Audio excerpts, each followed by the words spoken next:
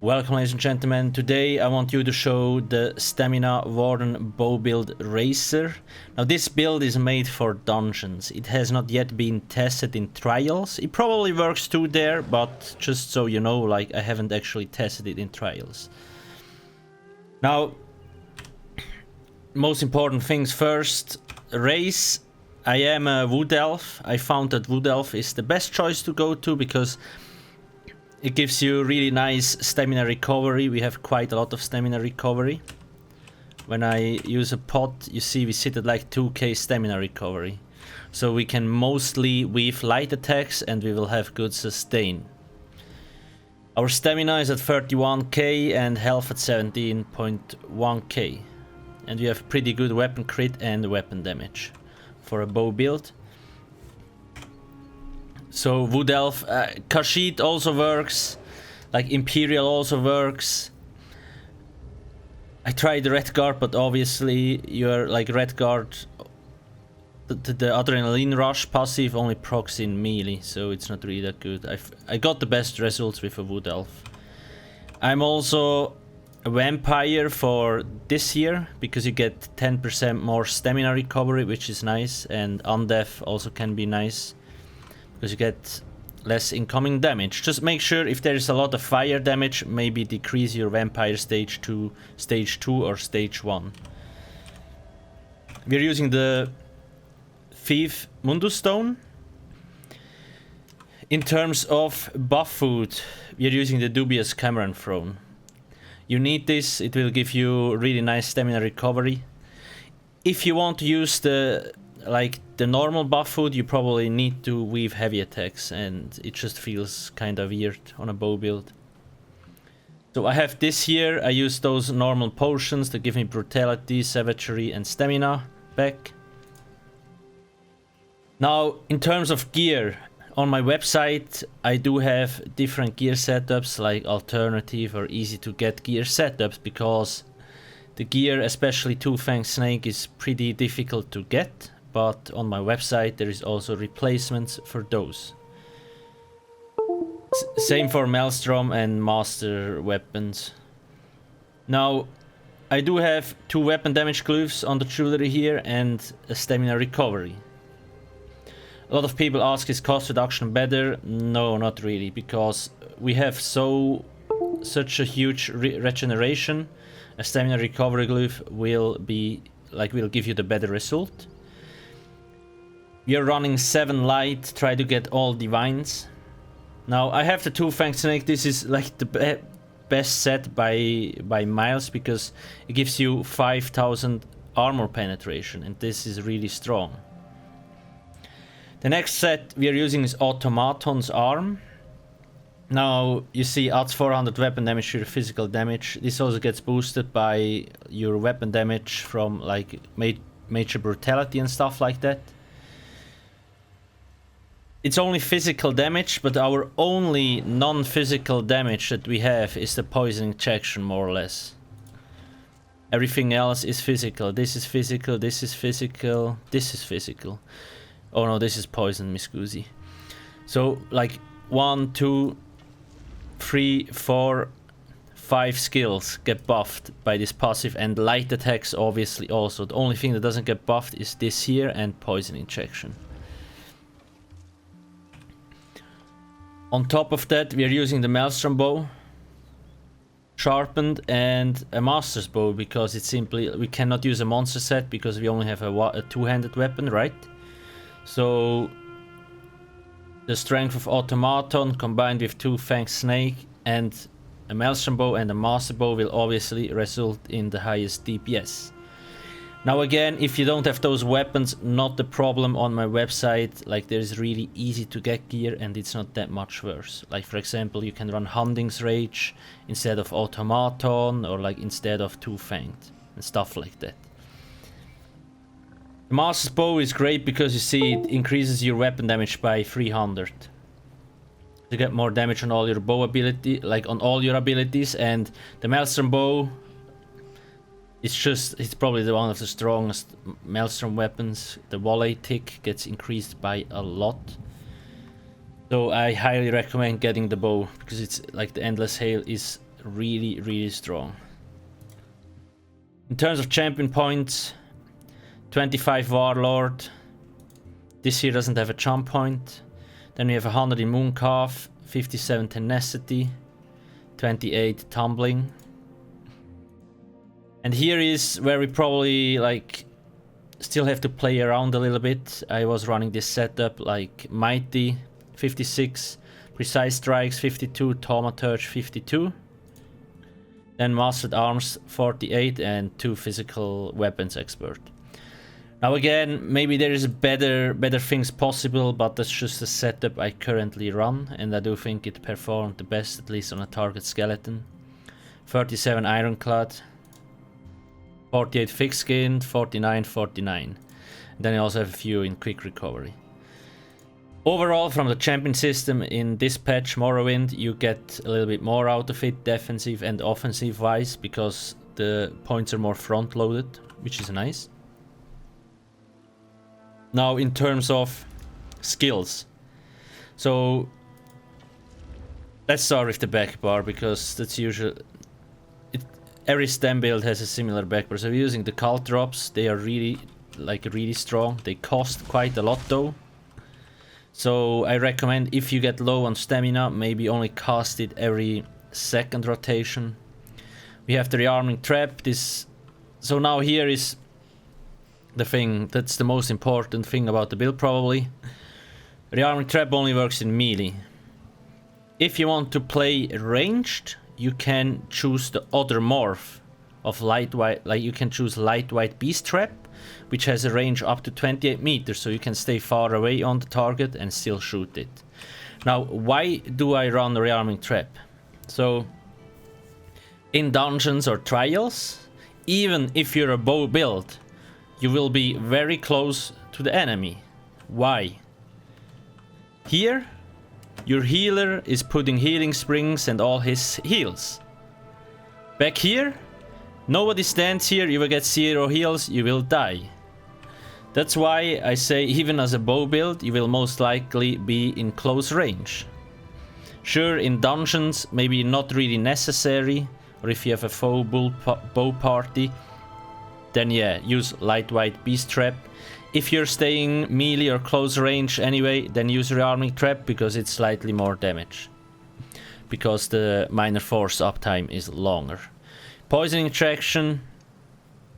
This ability hits pretty hard, especially from 50% below, but we mainly use it to get also the weapon damage from the Master's Bow, if you have one. Bombard. Now this is our AoE ability. This is really helpful because, especially in dungeons, you can root most mobs. You see, in front of you and immobilizing them for 30 seconds, so they get rooted. You see, he has the arrows on the ground. He can't move now, like he just gets rooted.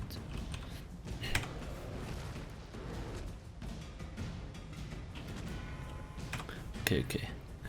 Then we have the Bull Natch. Now this helps us give us back stamina. I always recommend casting it as the last skill and then weapon swap, because you see, it takes like 1 second, 1.5 seconds to cast it, but if you weapon swap cancel the ability, it takes like 0.1 second and it still pops up. It just has a really long animation, but it's instant cast. Front bar, Endless Hail, because we have the Maelstrom weapon here. It's your strongest ability, AoE and single target. Shimmering Shield. Now why do I use Shimmering Shield?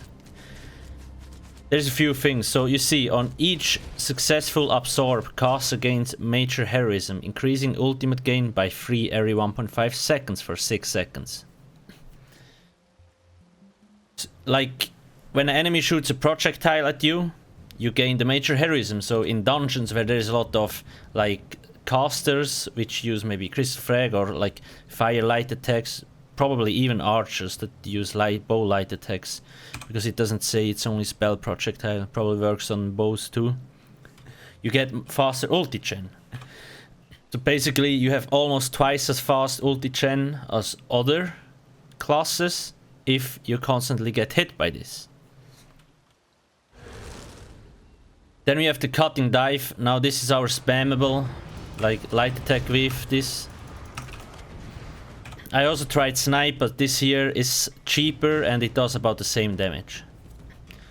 Bird of the Prey. Now you only really need this if you're alone or you have no combat prayer from your healer, because it gives you 8% more overall damage, but the same buff, like you can get it from combat prayer, so if you have a good healer you maybe don't need it.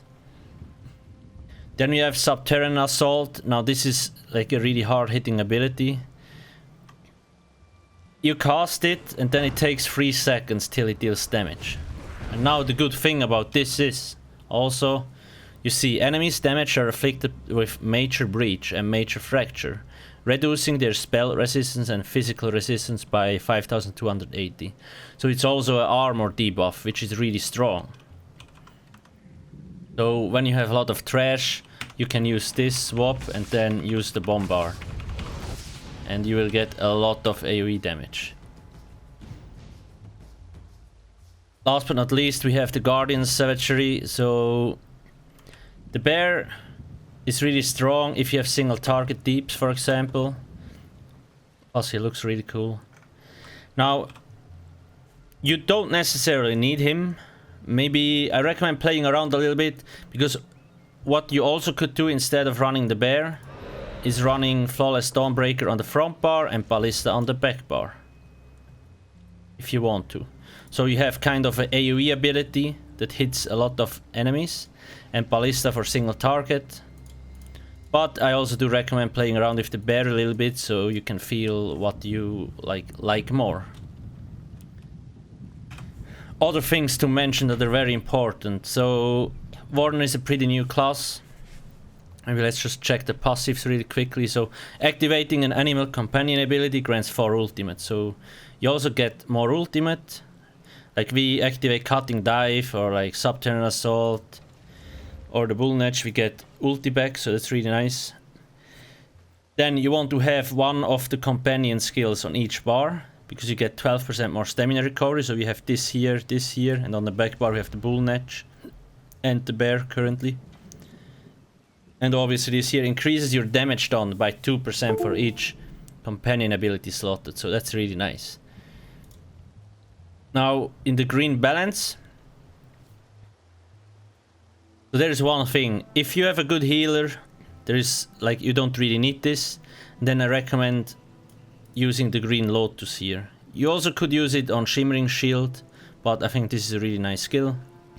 If you have like enemy projectiles, otherwise it's useless obviously. Now why is this skill good? The skill itself is not why we slot it. We slot it because of this. When healing an ally with a green balance ability, gain 250 magicka or stamina. So whatever you have lower, you get stuff restored.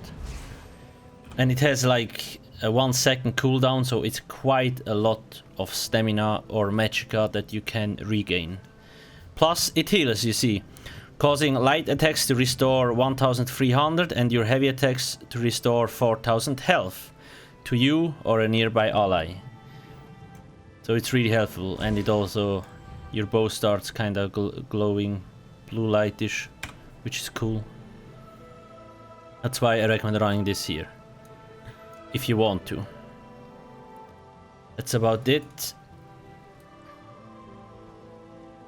So what kind of rotation should you do? Now it is always very important on all stamina builds that you keep up your damage over time effects, because that's where most of your damage comes from. So just to show you rotation, probably if you want to start, you always want to use this first because it has like a 3 second cast time. Then you can use Endless Hail, weapon swap, drop your cult drops, always light attack in between each skill, drop your trap, poison injection, maybe use your Bull Netch. Then when we swap to the front bar, use Deep Fissure again, use 2 Racers and then the Fissure again, and then you have the weapon swap again. So let's do this in like a fast pace, just so you kind of can see.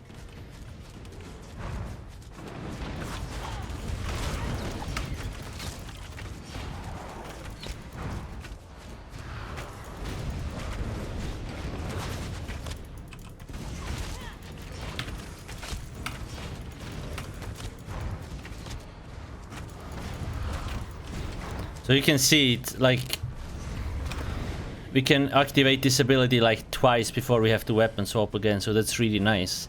And again, if you want to keep up this one, then also use this. Now everybody kind of has access to dot trackers, so like it's easier to know when you have to swap to the back bar. I usually look at Endless Hail on PC, so when you know like you have 2 seconds left on Endless Hail, you kind of start reapplying it and then weapon swap so you can apply the other dots. Under no circumstances you want to let Endless Hail drop, because it's your highest damage ability, so it always has to be up. Same with poison injection, because of the Master's Bow, if you have one, really important.